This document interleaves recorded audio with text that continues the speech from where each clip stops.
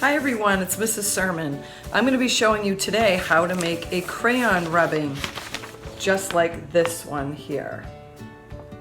So today for the crayon rubbing, all you're going to need are some crayons, and you want to make sure that if they don't have any paper on, if they have paper on them, that you peel them. It's good to use little short pieces, and that way you're not ruining your other ones. And I would also make sure that you have some kind of darker color, whether it's purple or blue, and then a lighter color such as orange or yellow, and then something in the middle. I have a medium value like this red or even like this green. So you're going to take your crayons, your paper, and then you're going to gather some textures. Now, a texture is the way something feels. So for example, this sandal from inside the house, this is my son's, this one has a bumpy texture. So you could use something like that. You could use a basket from around your house or anything that you can find that has some kind of feeling or texture to it. It could be bumpy, it could be feathery, it could be any kind of texture. This is textures from my yard. So you can find some leaves, you could use the sidewalk, you could use a vent where air blows out, anything that you find that has a nice texture. So I'm going to show you first different things from around my house and yard that are good to use for a texture, and then I'm going to show you how to make the rubbing and different things that you can do with it.